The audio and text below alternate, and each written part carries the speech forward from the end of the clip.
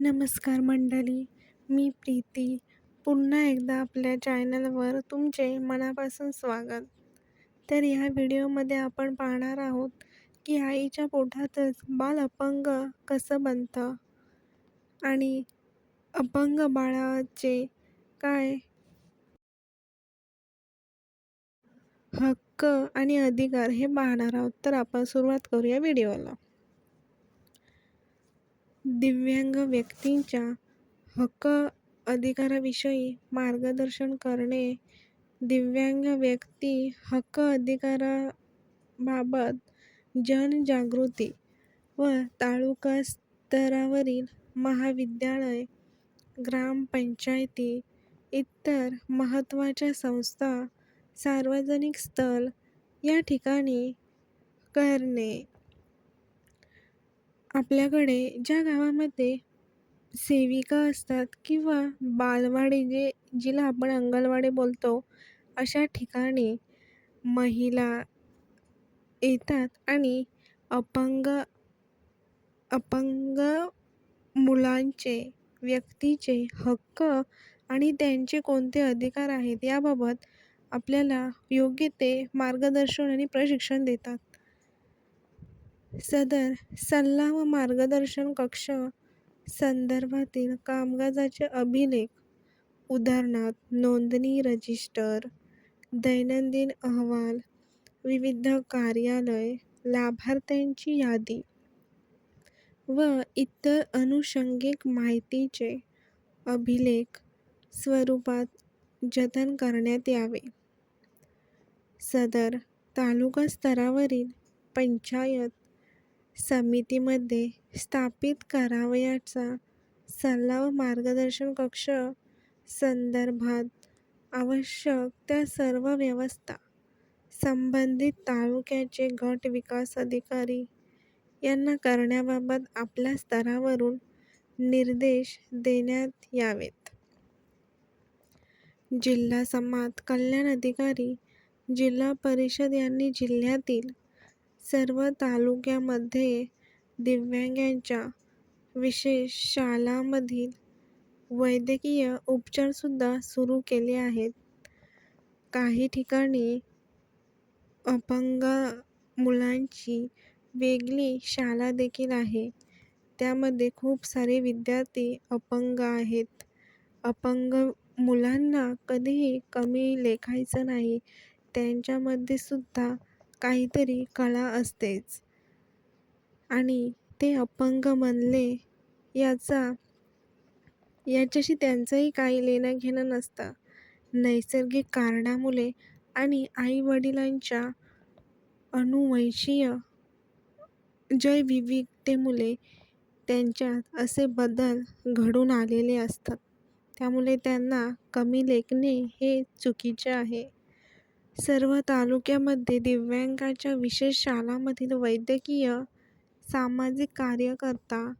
सामाजिक कार्यकर्ता या पदावर किती कर्मचारी कार्यरत आहेत याचा आढावा घेऊन जिल्ह्यातील प्रत्येक तालुक्यातील पंचायत समितीमध्ये आठवड्यातील किमान एक दिवस निश्चित करण्यात येऊन सदर दिवशी पंचायत समिती मध्ये दिव्यांग व्यक्ती व नागरिकांसाठी सल्ला मार्गदर्शन कक्ष चे कामकाज करणे विषयी कामकाजाच्या सूची निर्धारित करण्यात येऊन व योग्य ते नियोजन करण्यात येऊन त्याबाबतचे अंमलबजावणी संदर्भात मुख्य कार्यकारी अधिकारी, जिल्हा परिषद यांना सादरीकरण करतील.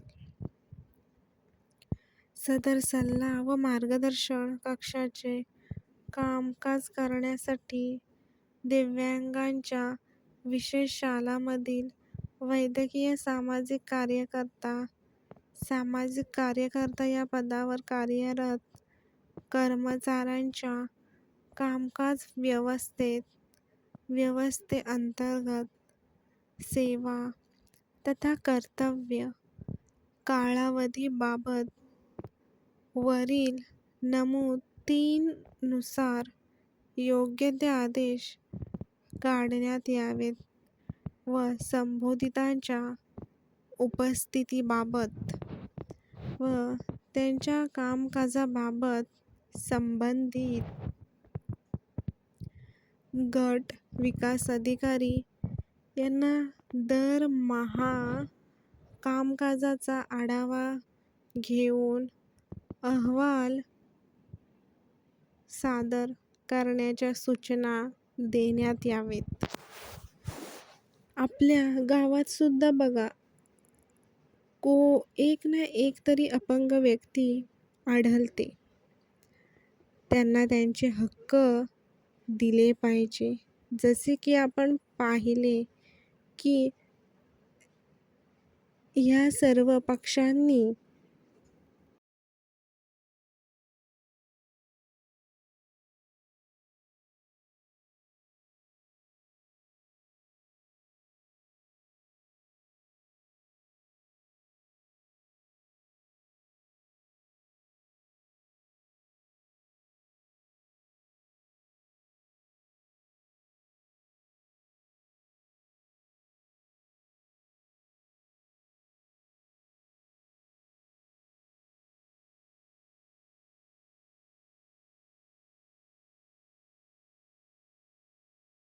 गट विकास अधिकाऱ्यांनी त्यांना त्यांचे हक्क दिले आहेत. काही लोकांना हे हक्क माहिती नसतं, ते आपले असेच घरी बसलेले असतात.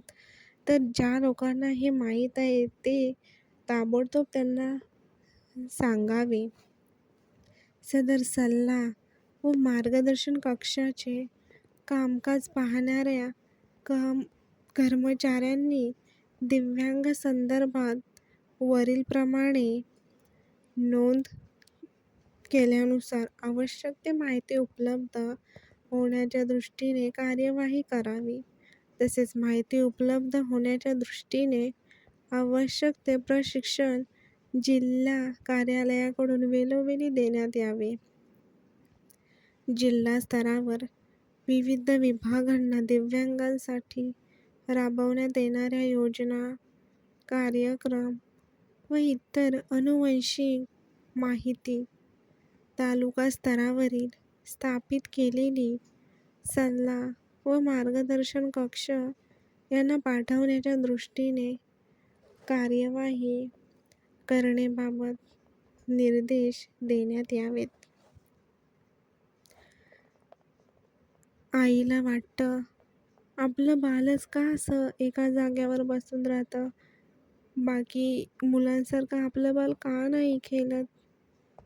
प्रत्येक आईचं स्वप्न असतं आपलं बाल मस्ती करावं, आपलं बाल खेळावं, बागडावं, रडावं, हसावं.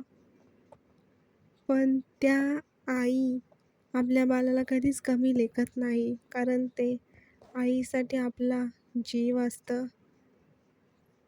कोणतीही आई आपल्या मुलाला कमी लेखत नाहीच, मग ते बाल अपंग असो किंवा चांगलं असो.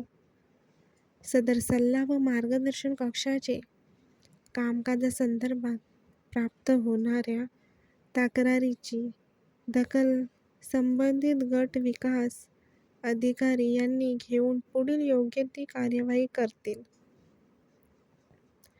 जिल्हा परिषद अंतर्गत सर्व पंचायत समिती स्तरावर सल्ला व मार्गदर्शन कक्ष स्थापित केल्यानंतर त्याबाबतची माहिती जिल्हा परिषदेच्या वेबसाईटवर तसेच स्थानिक वर्तमानपत्र व इलेक्ट्रॉनिक मीडियाद्वारे प्रसिद्ध करण्यात यावेत.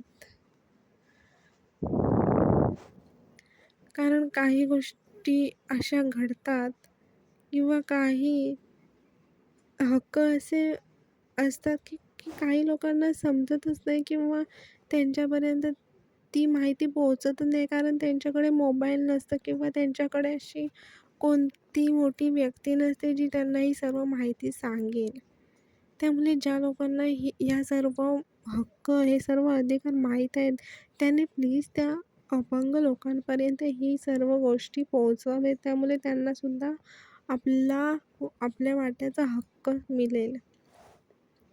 सदर तालुका स्तरावरील पंचायत समितीमध्ये स्थापित केलेला सल्ला व मार्गदर्शन कक्षच्या कामकाजावर संबंधित गट विकास अधिकारी यांचे नियंत्रण राहील व नियंत्रण मुख्य कार्यकारी अधिकारी जिल्हा परिषद करतील. त्यामुळे एवढ्या सर्व नियोजना अपंग व्यक्तींसाठी केल्या आहेत. त्याचा लाभ प्रत्येक अपंग व्यक्तीने घेतला पाहिजे. एस.टी. बसमध्ये सुद्धा अपंग व्यक्तींसाठी वेगळ्या सीटा आहेत. कारण ते लोक उभे नाही राहू शकत. त्यांच्या सोयीसाठी देशामध्ये खूप साऱ्या सुविधा, त्यांचे अधिकार त्यांना मिळत आहेत. आपण सुद्धा ह्या एका भागाचा. मुलांना अपंगत्व येण्याचे कारण काय आहे? या घटकांमध्ये अनुवंशशास्त्र, गर्भधारणेदरम्यान पालकांचे आरोग्य आणि वर्तन, जसे की धूम्रपान आणि मद्यपान, बाळंतपणादरम्यान गुंतागुंत, गर्भधारणेदरम्यान आईला किंवा बाळाला खूप लवकर संसर्ग होऊ शकतो आणि आई किंवा बाळाची शिशी सारख्या पर्यावरणीय विषारी पदार्थांच्या उच्च पातळीशी संपर्क येणे यांचा समावेश आहे. तर या सर्व गोष्टींची आपल्याला काळजी घेतली पाहिजे आपल्या बाळासाठी. अपंगत्वाची कारणे कोणती? अपंगत्वासाठी पात्र असलेल्या परिस्थितींमध्ये हे समाविष्ट आहे: संधिवात, हृदयवात, डिजनरेटिव्ह डिस्क रोग आणि मानसिक आरोग्य रोग. जर तुमची वैद्यकीय स्थिती इतकी गंभीर असेल की तुम्ही किमान 12 महिने कामाबाहेर राहाल, तर तुम्ही अपंगत्व लाभासाठी पात्र होऊ शकता. अपंग मुलांवर कसे उपचार करावे? म्हणून जर तुमचे अपंग मूल तुमच्या आजूबाजूला असेल, तर तुम्ही त्यांच्याशी बोलण्यात, तुम्ही काय करत आहात ते सोप्या भाषेत समजावून सांगण्यात, त्यांच्यासोबत हसण्यात, त्यांच्या सभोवतालच्या वातावरणाबद्दल त्यांना सर्व काही सांगण्यात, त्यांच्याभोवती आवाज करण्यात, वेळ घालवण्यात खात्री करावी, जेणेकरून ते आवाजांना प्रतिसाद देऊ शकतील. हे सर्व आपण करायला पाहिजे आपल्या बाळाच्या काळजीसाठी. अपंग मुलांचे कोणकोणते प्रकार असतात पाहूया. 10 प्रकार असतात. ऑटिझम, बहिरेपणा, भावनिक त्रास, श्रवणदोष, बौद्धिक अपंगत्व, बहुविध अपंगत्व, अस्थिरोग-विषयक अपंगत्व, इतर आरोग्य-विषयक अपंगत्व, विशिष्ट शिक्षण अपंगत्व, बोलणे किंवा भाषेतील अपंगत्व, मेंदूला झालेली दुखापत किंवा दृश्यात्मक अपंगत. हे सर्व एवढे सारे प्रकार आहेत अपंग लोकांचे. तर आपणही त्यांना कोणताही त्रास होईल असं वागायचं नाही, त्यांची छेडछाड करायची नाही. ते आपल्यासारखेच एक माणूस आहेत, त्यांच्यासोबतही माणसासारखेच आपण राहायचे बरं का. अपंग कशामुळे होते? पक्षाघाताची सर्वात सामान्य कारणे म्हणजे स्ट्रोक आणि पाठीच्या कण्याला दुखापत. इतर कारणांमध्ये हे समाविष्ट आहे: स्पायना बिफिडासारखे जन्मजात दोष, ऑटोइम्यून रोग ज्यामध्ये मल्टिपल स्क्लेरोसिस, MS आणि गुइलेन-बॅरे सिंड्रोम यांचा समावेश आहे. तर तुम्हाला कसा वाटला हा व्हिडिओ? अपंग असण्याची ही कारणे तुम्हाला पटली का? आपण आपल्या बाळासाठी ही सर्व काळजी आपण ठेवावीच पाहिजे. तर व्हिडिओ आवडला तर लाईक, शेअर आणि सबस्क्राईब करा आणि कमेंटमध्ये नक्की सांगा की तुम्ही अपंग माणसांशी कसे वागता. तर भेटूया नवीन व्हिडिओमध्ये. असेच नवनवीन व्हिडिओ पाहण्यासाठी आपल्या चॅनलला सबस्क्राईब करा. धन्यवाद. भेटूया नवीन व्हिडिओमध्ये. तोपर्यंत बाय बाय. स्वतःची काळजी घ्या आणि आपल्या बाळांची सुद्धा काळजी घ्या. Bye bye. नमस्कार.